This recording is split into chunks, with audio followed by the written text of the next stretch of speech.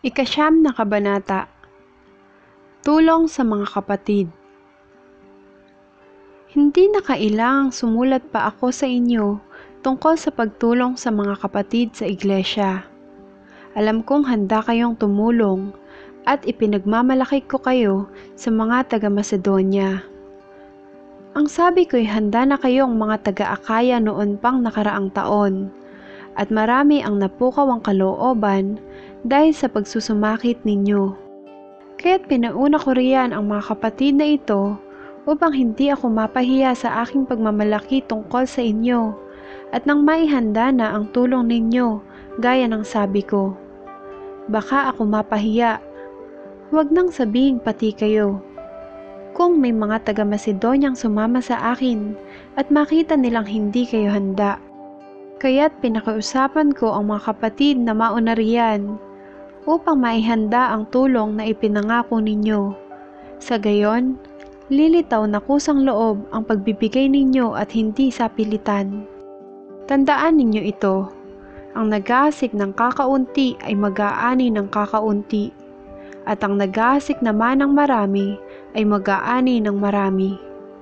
Ang bawat isa'y dapat magbigay ayon sa sariling pasya, maluwag sa loob at di napipilitan lamang, sapagkat ang ibig ng Diyos ay kusang pagkakaloob. Magagawa ng Diyos na pasaganain kayo sa lahat ng bagay, higit pa sa inyong pangangailangan, upang may magamit kayo sa pagkakawang gawa. Gaya nga ng sinasabi ng kasulatan, siya'y namudmod sa mga dukha, walang hanggan ang kanyang kabutihan. Ang Diyos na nagbibigay ng binhing ihahasik at tinapay na makakain, ang siya ring magbibigay sa inyo ng binhi at magpapalago nito upang mamunga ng sagana ang inyong kabutihang loob. Pasasaganayin niya kayo sa lahat ng bagay, para lalo kayong makatulong sa marami.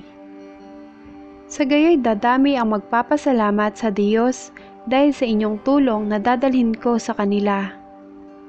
Ang pagtulong ninyong ito sa mga kapatid ay hindi lamang makatutugon sa kanilang pangangailangan, kundi magiging dahilan pa ng walang hanggang pasasalamat nila sa Diyos. Ang bukas palad ninyong pagbibigay ay magpapatunay sa kanila na matapat ninyong tinatalima ang mabuting balita ni Kristo. Dahil diyan, magpupuri sila sa Diyos.